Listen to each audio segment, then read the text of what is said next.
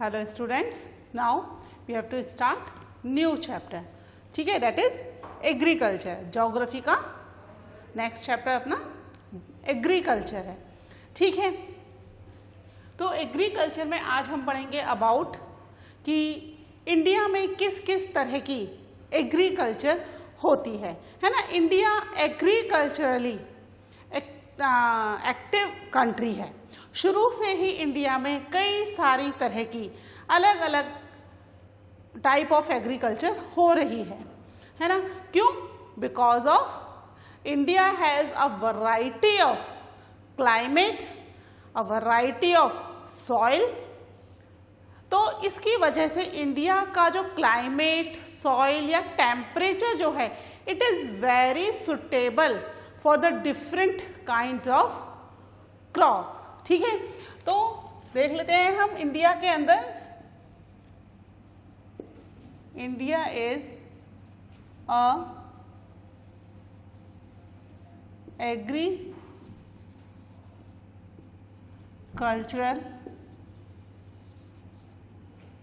Productive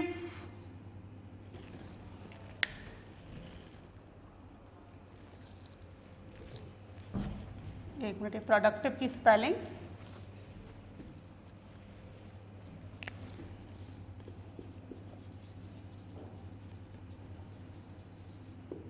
productive country है ना. और आज भी इंडिया की लगभग 50% पॉपुलेशन, ठीक है, लगभग, ठीक है, नॉट एग्जैक्टली, थोड़ी बहुत कम ज़्यादा, 50% पॉपुलेशन अभी भी किस में इंगेज है?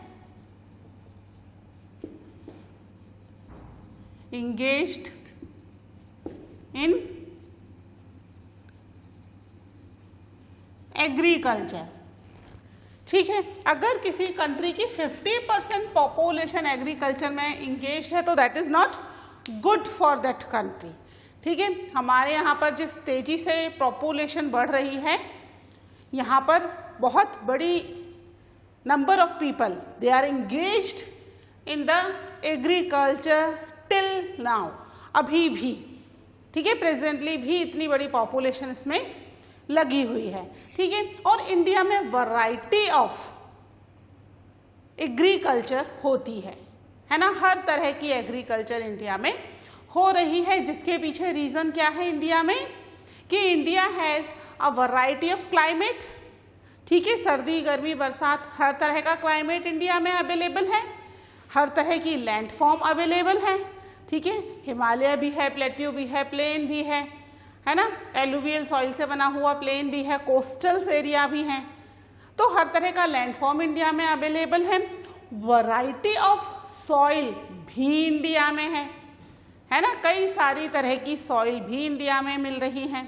तो ये सब होने की वजह से इंडिया में कई सारी तरह की एग्रीकल्चर हो पाना पॉसिबल है. ठीक है, तो इसलिए इंडिया जो है एग्रीकल्चरली बहुत ही ज़्यादा प्रोडक्टिव कंट्री है. तो इंडिया में कितने तरह की, इंडिया में बेसिकली है ना, हम पूरे वर्ल्ड की बात नहीं कर रहे, हम यहाँ पर केवल इंडिया का देखेंगे. इंडिया में कितने तरह की एग्रीकल्चर होती है? टाइप ऑफ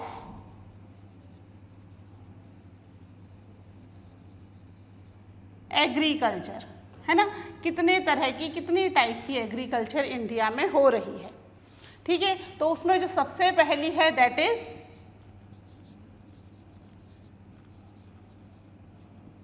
सबसिस्टेंस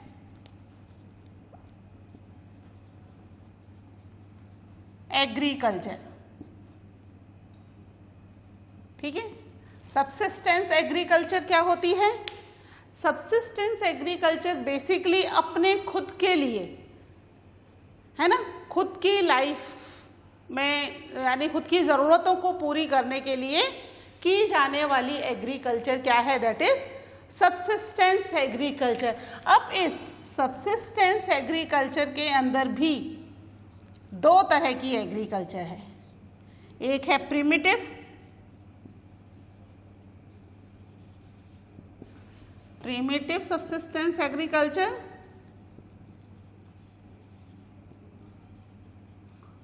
ठीक है, आप पूरा लिख लीजिएगा। और दूसरी है यहाँ पर इंटेंसिव, ठीक है, इंटेंसिव सबसिस्टेंस एग्रीकल्चर। ठीक है, दो तरह की एग्रीकल्चर यहाँ पर हो रही है सबसिस्टेंस के अंदर। सबसिस्टेंस का क्या बताया मैंने, मतलब सबसिस्टेंस एग्रीकल्चर मतलब अपने ज़रूरतों को पूरा करने के लिए की जाने वाली एग्रीकल्चर। ठीक है, अब इसमें जो प्रिमिटिव है, ये प्रिमिटिव एग्रीकल्चर में what do you mean by primitive? ठीक है, प्रिमिटिव का मतलब होता है पुराने तरीके, यानी प्रिमिटिव एग्रीकल्चर का मतलब है वो एग्रीकल्चर जो पुराने तरीकों से की जा रही है ना। पुराने तरीके जैसे कि वही कुदाल, फावड़ा, बैल लेकर के खेतों को वो करना, जोतना, प्लगिंग करना, ये सारी चीज़ें, रेनफॉल पर डिपेंडेंसी, नेचुरल फर्टिलिटी के ऊपर डिपेंडेंसी, है ना। तो यहाँ पर पुराने तरीके जो थे उन्हीं तरीकों पर अभी भी फार्मर्स डिपेंडेंट हैं। वो मॉडर्न टेक्निक या मॉडर्न टेक्नोलॉजी को यूज़ नहीं कर रहे हैं, यानी इरिगेशन की फैसिलिटी है, फर्टिलाइजर्स, पेस्टिसाइड्स, HYV सीड्स, ये सारी चीज़ें यूज़ नहीं कर रहे। वो किस पर डिपेंडेंट हैं? They are dependent on the old practice, पुरानी प्रैक्टिस पर डिपेंडेंट है। ठीक है, इसका जो है प्रिमिटिव एग्रीकल्चर का एक एग्जाम्पल हमें मिलता है slash and burn agriculture. Slash and burn क्या होता है, नाम से पता चल रहा है। स्लैश एंड बर्न, स्लैश कर दिया, काट पीट दिया, फिर उसको बर्न कर दिया। बच्चों, इसमें पुराने टाइम में क्या होता था कि जो ट्राइबल कम्युनिटी है वो फॉरेस्ट में रह रही थी। ठीक है, तो वो वहाँ पर क्या करती थी, एक पैच ऑफ लैंड एक सेलेक्ट कर लिया कि भाई हमें अपने सबसिस्टेंस के लिए, अपने जीवन चलाने के लिए इतने बड़े लैंड पर एग्रीकल्चर करनी होगी। और उतने बड़े एग्रीकल्चर करने के लिए लैंड को वो फॉरेस्ट में क्लियर कर लेते थे, साफ कर लेते थे, उसके पेड़ वेड़ सब कुछ काट देते थे। And they burn that vegetation, जितने भी पेड़ पौधे काटे हैं वो उसी प्लॉट पर गिरे हैं, तो वो इतनी मेहनत नहीं करते हटाएं या कुछ करें, उसको वहाँ पर ही जला दिया, बर्न कर दिया। ठीक है, बर्न करने के बाद अब वो जो राख है, ऐश है, उसके ऊपर ही सीड्स सो कर दिए। ठीक है, बीज बो दिए, और रेनफॉल की वजह से वहाँ पर क्या हो जाएगी, एग्रीकल्चर ग्रो हो जाएगी। नेचुरल फर्टिलिटी, वो जो राख है, ऐश है पेड़ पौधों की, वो किसका काम करेगी, वो काम करेगी फर्टिलाइजर एंड पेस्टिसाइड का, है ना। अपने आप वहाँ पर एग्रीकल्चर ग्रो हो जाएगी, रेनफॉल होगा, यानी डिपेंडेंसी रेनफॉल पे है, कोई फर्टिलाइजर्स नहीं, पेस्टिसाइड्स नहीं डाले जा रहे हैं। ठीक है, और 2-4 साल तक अगले वो उसी खेत पर एग्रीकल्चर करेंगे, उसी लैंड पर। फिर धीरे धीरे लैंड की फर्टिलिटी खत्म होती जाएगी। जैसे जैसे लैंड की फर्टिलिटी खत्म होती जाएगी, वो क्या करेंगे वहाँ से कि भाई अब ये लैंड एग्रीकल्चर के लिए फिट नहीं है, अगर इसमें एग्रीकल्चर करनी है तो यहाँ पर कुछ फर्टिलाइजर्स वगैरह या कुछ मैन्योर वगैरह यूज़ करना पड़ेगा। तो वो उस लैंड को छोड़ देते थे कि अब इस लैंड पर एग्रीकल्चर नहीं होगी, and then they move to somewhere else, कहीं और मूव कर जाते थे। वहाँ पर फिर एक पैच ऑफ लैंड को सेलेक्ट किया, कट किया, बर्न किया, and then start the agriculture, है ना। यानी 2 से 5 साल तक, जब तक लैंड की फर्टिलिटी रहती थी, तब तक ही वो उस लैंड पर एग्रीकल्चर करेंगे। जैसे ही लैंड की फर्टिलिटी खत्म हो जाएगी, वैसे ही क्या कर जाएंगे, वो वहाँ से मूव कर जाएंगे। ठीक है, तो स्लैश एंड बर्न एग्रीकल्चर बच्चों केवल इंडिया में ही नहीं, वर्ल्ड की अधिकतर कंट्रीज में होती है, बस उसका नाम अलग अलग कंट्री में अलग अलग है। जैसे मैक्सिको में इसको मिलान के नाम से जाना जाता है ना। लद्दाख कहते हैं इंडोनेशिया में, रे वियतनाम में, है ना। हमारे यहाँ जो नॉर्थ ईस्टर्न स्टेट्स हैं वहाँ पे स्लैश एंड बर्न का एक नाम बहुत फेमस है, दैट इज जूमिंग। ठीक है, जूम एग्रीकल्चर या जूमिंग के नाम से, जे है ये, है ना, जूमिंग के नाम से बहुत ज़्यादा फेमस है। और इंडिया में भी अलग अलग स्टेट में इसके अलग अलग नाम है। जूमिंग तो फेमस है in the north eastern state, ठीक है। राजस्थान, बिहार और दूसरे स्टेट में जाएं, कोस्टल एरिया में जाएं, तो ये अलग अलग नाम से इसको जाना जाता है, लेकिन होती ये लगभग वर्ल्ड की हर कंट्री और हर स्टेट में है ना, क्योंकि प्रिमिटिव टाइप की एग्रीकल्चर है और पहले जो ह्यूमन बीइंग था उसकी तो पूरी डिपेंडेंसी ही एग्रीकल्चर पर ही थी, और इसमें इतना ही ग्रो किया जाता है जितनी उनकी फैमिली को सपोर्ट करने के लिए ज़रूरी है। उनको ज़्यादा की ज़रूरत नहीं है, ठीक है, उनकी ज़रूरतें बहुत कम हैं, तो वो केवल उतना ही ग्रो कर रहे हैं जितना उनकी अपनी फैमिली को सपोर्ट करने के लिए उन्हें ज़रूरी होता है, ठीक है। That is primitive subsistence agriculture. फिर सब्सिस्टेंस का एक और पार्ट है, that is intensive. Intensive subsistence agriculture वहाँ होती है जहाँ पॉपुलेशन बहुत ज़्यादा होती है, ठीक है। यहाँ पर क्या है, हाई पॉपुलेशन है,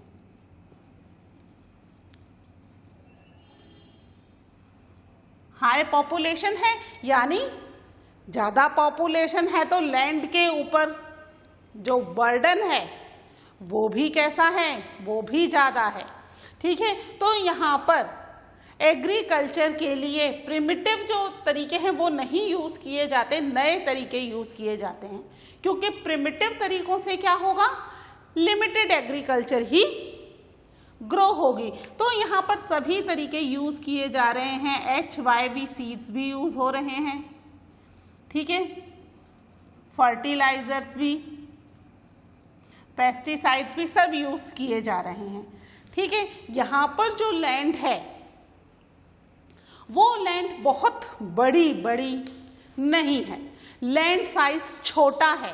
लैंड साइज छोटा होने का एक रीजन है राइट टू इनहेरिटेंस। क्या है रीजन, राइट टू इनहेरिटेंस। ये क्या होता है राइट टू इनहेरिटेंस,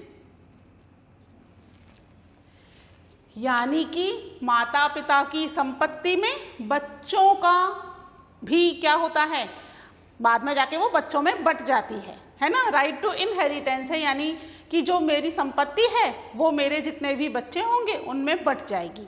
तो यहाँ पर संपत्ति के नाम पर अगर मेरे पास लैंड है तो क्या हो जाएगी, ये लैंड भी मेरे बच्चों में बट जाएगी। तो राइट टू इनहेरिटेंस की वजह से लैंड का साइज धीरे धीरे छोटा होता जा रहा है।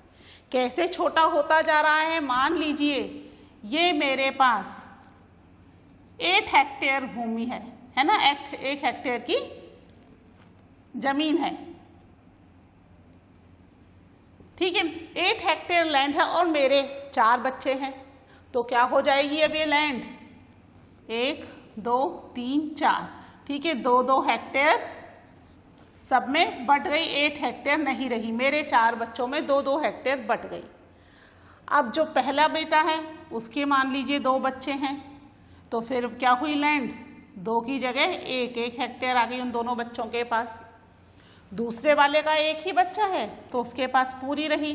तीसरे वाले के मान लीजिए 3 बच्चे हैं, तो फिर ये 3 पार्ट में बट गई, लगभग 70.70 है ना, 0.70 हेक्टेयर लैंड यहाँ पर उसके बच्चों में आई, एक के पास 0.60 हेक्टेयर ही आई, है ना। इसके पास 4 भाई हैं, बच्चे हैं, तो यहाँ पर तो फिर 4 हिस्सों में बट गई, यानी यहाँ पर आधा हेक्टेयर लैंड रह गई। यानी मेरे पास जो एक बड़ी लैंड थी, 8 हेक्टेयर की अच्छी खासी बड़ी लैंड होती है, वो लैंड धीरे धीरे क्या हो गई, just because of right to inheritance मेरे बच्चों में बटी, फिर मेरे बच्चों के भी बच्चों में बट गई और इसकी वजह से लैंड कैसी हो गई, धीरे धीरे उसका साइज छोटा होता चला गया।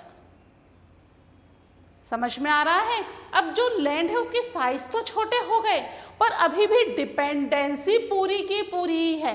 पहले मैं और मेरी फैमिली 8 हेक्टेयर भूमि पर डिपेंडेंट थे। अब ये जो बच्चे हैं ये और इनकी पूरी फैमिली 1 हेक्टेयर लैंड पर डिपेंडेंट है। यानी 8 हेक्टेयर लैंड पर जितना हम ग्रो कर पा रहे थे उतना इनको ओनली 1 हेक्टेयर लैंड पर ही चाहिए। तो इसलिए उन्हें क्या करना पड़ेगा, HYV seeds, fertilisers, modern inputs का यूज तो करना ही पड़ेगा, तभी वो 1 हेक्टेयर लैंड पर ज़्यादा यील्डिंग कर पाएंगे, है ना। तो यहाँ पर लैंड के ऊपर डिपेंडेंसी बहुत ज़्यादा हो जाती है और लैंड साइज कंपैरेटिवली इतने बड़े नहीं हैं, बहुत ही छोटे हो जाते हैं, just because of right to inheritance, है ना। और यहाँ जो काम है वो भी कैसा है, लेबर इंटेंसिव है। ठीक है, मॉडर्न इनपुट्स तो डाल सकते हैं बट मॉडर्न मशीनरी नहीं यूज कर सकते, तो यहाँ पर लेबर, ठीक है, जो है लेबर इंटेंसिव है ये, ठीक है, लेबर इंटेंसिव। यहाँ पर लेबर ज़्यादा चाहिए, ठीक है, that is intensive subsistence agriculture. ठीक है, ये तो हो गई सब्सिस्टेंस। फिर एक होती है यहाँ पर कॉमर्शियल एग्रीकल्चर। ठीक है, कमर्शियल एग्रीकल्चर क्या होती है बच्चों,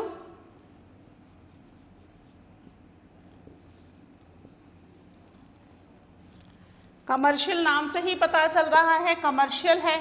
कमर्शियल यानी कि जो मार्केट में सेल करने के लिए की जा रही है ना। यहाँ पर ये अपने खुद के लिए इसको ग्रो कर रहे थे, ये किस लिए कर रहे हैं, to sell in the market.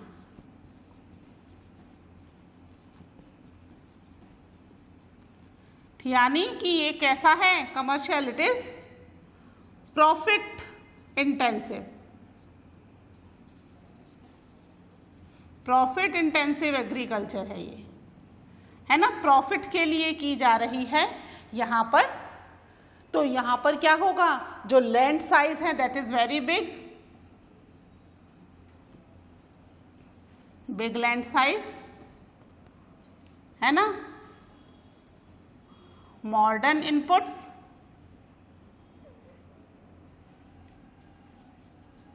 Modern inputs चाहिए जिससे कि वो अपनी लैंड पर ज़्यादा से ज़्यादा एग्रीकल्चर कर सकें। ठीक है, और यहाँ पर कमर्शियल एग्रीकल्चर बेसिकली किसके लिए है, to sell in the market. तो प्लेस टू प्लेस ये वेरी करती है कि कहाँ पर कौन सी एग्रीकल्चर कमर्शियल होगी। जैसे अगर हम बात करें नॉर्थ इंडिया की, है ना, नॉर्थ इंडिया के अंदर वीट जो है वो ज़्यादा खाया जाता है कंपेरेटिव टू द राइस, और साउथ इंडिया में राइस ही खाया जाता है। वो लोग वीट बहुत ही रेयर खाते हैं, बहुत कम खाते हैं, है ना। तो अगर नॉर्थ इंडिया में राइस की कल्टीवेशन हो रही है तो वो किस लिए है, दैट इज कमर्शियल एग्रीकल्चर, क्योंकि नॉर्थ इंडिया में राइस इतना ज़्यादा यूज में नहीं लिया जाएगा, तो वो किस लिए, वो सेल कर दिया जाएगा इन द अदर स्टेट, है ना। वहीं अगर साउथ इंडिया में राइस की कल्टीवेशन हो रही है तो वो क्या कहलाएगी, सब्सिस्टेंस एग्रीकल्चर, क्योंकि पहले वो उसे अपने यूज के लिए रखेंगे फिर मार्केट में सेल करेंगे, है ना।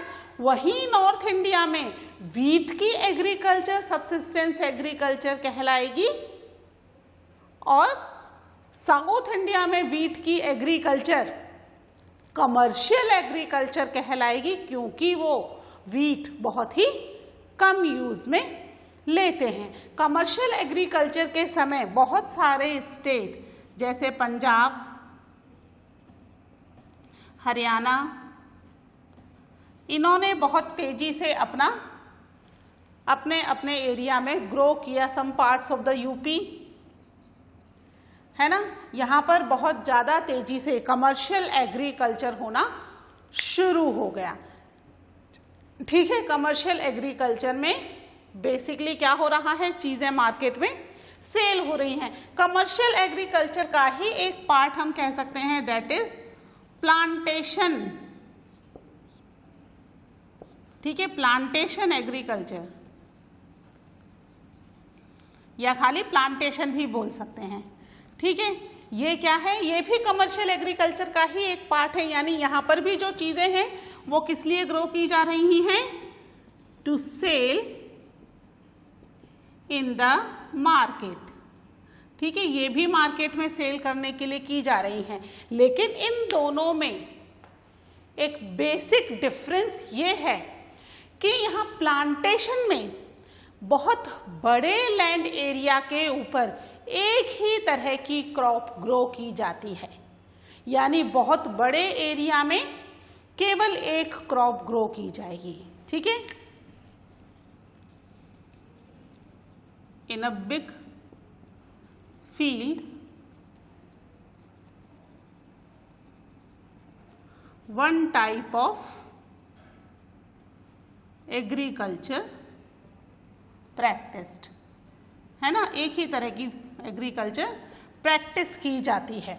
ठीक है, और अधिकतर इसमें क्या होता है कि यहाँ पर इंडस्ट्रीज भी लगा दी जाती हैं उस एग्रीकल्चर से रिलेटेड। जैसे आपने सुना होगा आसाम में टी प्लांटेशन होता है ना, टी प्लांटेशन हो रहा है। यानी आसाम के बहुत बड़े एरिया में केवल टी की ही क्रॉपिंग हो रही है और वहाँ जो टी लीफ हैं उनसे टी को प्रोड्यूस करने का काम भी उसी एरिया में, प्लांटेशन के एरिया में ही इंडस्ट्री लगा करके किया जाता है। तो यहाँ पर एग्रीकल्चर के साथ साथ क्या हो रही है, ये जो है एग्रीकल्चर